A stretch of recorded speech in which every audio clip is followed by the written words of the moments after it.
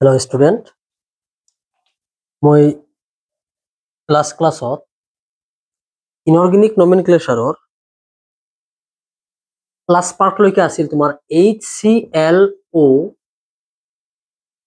HClO2, HClO3, HClO4 এইকেইটালৈকে last year আগলৈকে হৈছিল। গতিকে ইয়াৰ পৰা মই আৰম্ভ কৰিছো। চাবা এইটোৰ নাম কি আছিল? এচিডটোৰ নাম হাইপো ক্লোৰো প্লাছ আছ, হয় না? হাইপোক্লোৰো প্লাছ আছ। এতিয়া ইয়াৰ পৰা যদি তুমি এটা হাইড্ৰোজেন মাইনাছ কৰি দিয়া তেনেহ'লে ইয়াৰ নাম কি হ'ব? হাইপো ক্লোৰো প্লাছ আছৰ ঠাইত কি হ'ব? আইট। এতিয়া কোৱা ইয়াৰ নাম কি হ'ব? হাইপোক্লোৰাইট। এইটো চোৱা, এইটো নাম আছিল ক্লোৰাছ এচিড, ক্লোৰো প্লাছ আছ, ক্লোৰাছ। এতিয়া নাম কি হ'ব? ক্লোৰো প্লাছ আছৰ ঠাইত কি? আইট। গতিকে এইটো নাম কি হ'ব? ক্লোৰাইট। এইটো কি হ'ব? এইটো হয় ক্লোৰিক এচিড। এইটোৰ নাম কি? ক্লোৰিক এচিড। গতিকে এইটো কি হয় আমাৰ? ক্লোৰো প্লাছ ইক। এটার নাম কি হবে? ইয়ার এটা হাইড্রোজেন মাইনাস করে দিলে, এইটো এটা হাইড্রোজেন মাইনাস করে দিলে কি হয়? ClO মাইনাস, এটু কি হয়? ClO2 মাইনাস, এটু কি হয়? ClO3 মাইনাস, এটু কি হয়? ClO4 minus. গতিকে এইটো কি হ'ব আমার? ক্লোরো প্লাস ইকোঠাইট কি এক, এটার নাম কি হ'ব? ক্লোরেট।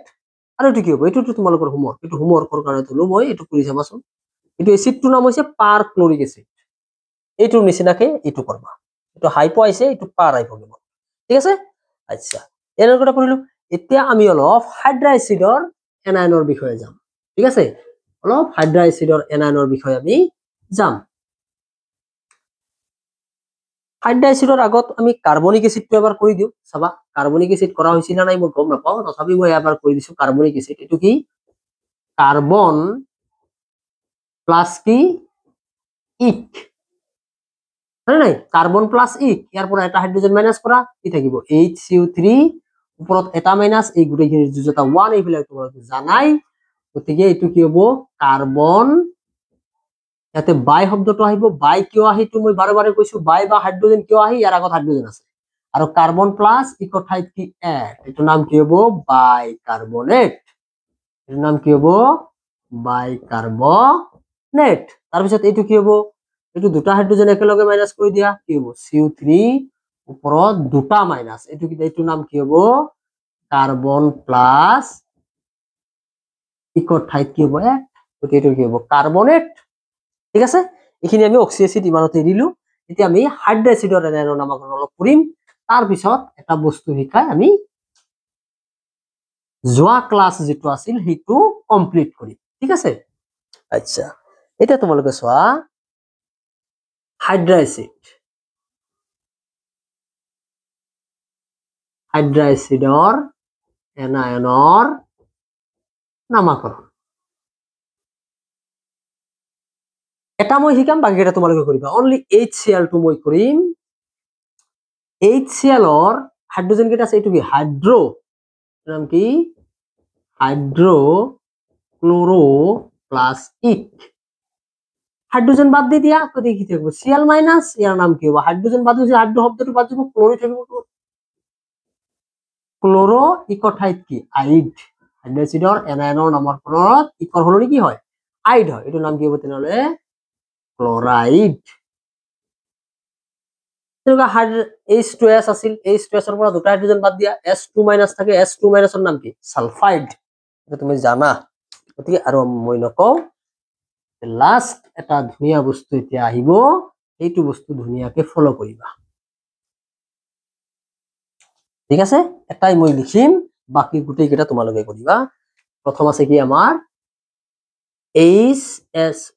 HSO4 মাইনাস, তাৰপিছত SO4 2 minus, HSO3 minus, SO3 2 minus, তাৰপিছত আছে NO3 minus NO2 minus PO4 3 minus আৰু কি আছে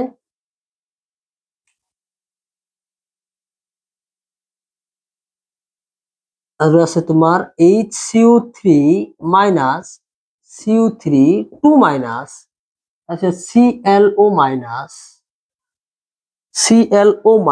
এইটো অলপ আঁতৰত লিখিম মই কাৰণ ইয়াতে অলপ লিখিব লাগিব তোমালোকক এইখিনি মই মুছাই দিলো হ'ব দিয়া এইটো কি হ'ব তোমাৰ ClO minus ClO2 minus ClO3 minus ClO4 minus আৰু কি আছে আমাৰ আৰু আছে তোমাৰ Cl minus Br minus I minus F minus S2 minus আৰু এটা আছে তোমাৰ MnO4 minus এইটোৰ নাম হৈছে পাৰমাংগানেট আয়ন আৰু Cr2O7 2 minus এইটো হৈছে ডাইক্ৰোমেট আয়ন ঠিক আছে দেখা পাইছা না এইটো ইমান তলত লিখিবা পিছত ওপৰত মই লিখি দিম এইটোৰ নাম কি হ'ব এইটো গোটেই কেইটাৰ আগত তুমি কি কৰা যিবিলাক ধাতু দিছিলো সেই ধাতুবিলাক বহাই যোৱা এটা ধাতু তুমি বহা সোডিয়াম গোটেই কেইটাৰ আগত সোডিয়াম বহাই যোৱা গোটেই কেইটাৰ আগত কি বহাই যোৱা সোডিয়াম বহাই যোৱা ঠিক আছে তো সোডিয়াম বহাই যোৱা গোটেই কেইটাৰ আগত সোডিয়াম বহালো ইয়াতো তুমি সোডিয়াম বহাই যোৱা চাবা তোমালোকৰ ইজি ফৰ্মেট মই দি দিছো এইখিনি যদি পঢ়া এনেকুৱা কোনো কম্পাউন্ড 10 স্ট্যান্ডাৰ্ড কৈ নাথাকিব যে তুমি নোৱাৰা ইনঅৰ্গেনিকৰ তুমি পাৰিবা লিখিব পাৰিবা দুটা এক্সটেন্স মই আগতে শিকাইছো এতে ax + by দুটা ই আছে যদি একেলগ কৰি দিয়া হয় ab হৈ যাব কিন্তু b ৰ জয়তাটো কত আহিব a আৰু a ৰ জয়তা কাট যাব b মানে ay bx হবে এটা তোমালোকে জানা জয়তাটো এক্সটেন্স হয় এতিয়া চোৱা ইয়াতে তোমাৰ যোজ্যতা সোডিয়ামৰ 1 মই চাৰ্ট প্ৰথমে দিছো সোডিয়ামৰ 1 আৰু HSO4 এটোৰো 1 এই যোজ্যতা দুইটাৰে 1 এনে এটোৰ নাম কি হ'ব এটোৰ নাম হ'ব সোডিয়াম এইখিনিৰ নাম বাইসালফেট বহাই দিয়া বাইসালফেট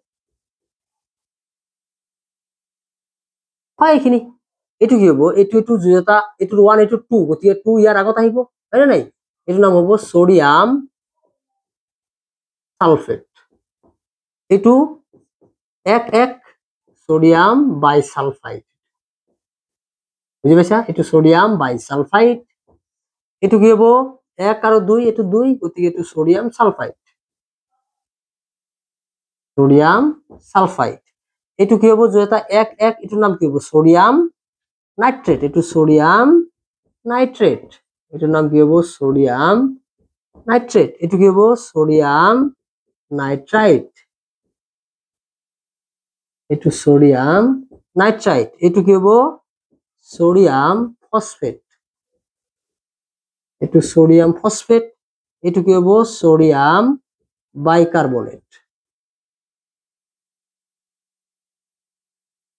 এটো কি হ'ব সোডিয়াম কার্বনেট এটো সোডিয়াম কার্বনেট এটা মই কৈ দিছো মুখে মুখে চাবা এই এক যেটা এক গোটে কেটাৰ এক একো লিখিব নালাগে এটোৰ গোটে কেটা এক একো লিখাৰ দৰকাৰ নাই কিন্তু ইয়াতে তোমাৰ কি হ'ব ইয়াতে এটো 2 হ'ব এটোৰ এক লিখাৰ দৰকাৰ নাই ইয়াতে তোমাৰ কি হ'ব 2 হ'ব নাম কি হ'ব এটোৰ sodium hypochloride sodium chloride sodium chlorate sodium perchlorate sodium chloride so এটো সোডিয়াম ক্লোরাইড লাস্টত ক আছে যার কারণে সংকেত এটো আর এটো সোডিয়াম ক্লোরাইড লাস্টত ড আছে যার কারণে সংকেত এটো এটো কি sodium bromide sodium iodide sodium chloride এটো সোডিয়াম সালফাইড সোডিয়াম এটো সালফাইড লাস্টত ক আর ড ডিফারেন্ট কিমান সোয়া সোডিয়াম পারমাঙ্গানেট আর সোডিয়াম ডাইক্রোমেট এটা বহাই দি মই কৰিলো সোডিয়াম বহাই দি কৰিলো এতিয়া তোমালোকে কি কৰিবা ম্যাগনেসিয়াম বহাই কৰিবা ক্যালসিয়াম বহাই কৰিবা কপার আইরন যিমান কেটা মই দিছো ধাতু তোমালোকক সেই ধাতু কেটা সন্মুখত বহাই গোটেই কেটা নামকৰণ কৰিবা মিনিমাম 4 পৰা 500 তোমাৰ কম্পাউন্ড হ'ব গোটেই কেটা নামকৰণ কৰিবা ক্লাস 8 9 10 11 12 তো তোমাৰ বহুত কম্পাউন্ডৰ বিষয় তুমি শিকিব পাৰিবা আৰু এইখিনি বস্তু যে কেৱল তোমাৰ 8 9 10 ৰ কাৰণে হেতু নহয় তোমাৰ এডিআৰই এক্সাম তাৰ পিছত তোমাৰ আৰু কি আছে আজমল ফাউন্ডেশনৰ এক্সাম নাইবা তোমাৰ 8 এক্সাম এইবিলাক এক্সামতো তোমাৰ সংকেত লিখিব আহে এইবিলাকৰ এই সংকেত বিলাক এইখিনি যদি তুমি পঢ়া সেই সংকেত বিলাক তুমি লিখিব পাৰিবা এইখিনি বহুত ইম্পৰ্টেন্ট মই দুটা ক্লাস দিছো এটা first part second part first part second পাৰ্টৰ দিছো গতিকে তোমালোকে সাবস্ক্ৰাইব কৰিবা তোমালোকে ফলো কৰিবা শ্বেয়াৰ কৰিবা ভাল ভাল বস্তু তোমালোকৰ কাৰণে লৈ আহি আছো মই ধন্যবাদ আজিৰ কাৰণে থাকা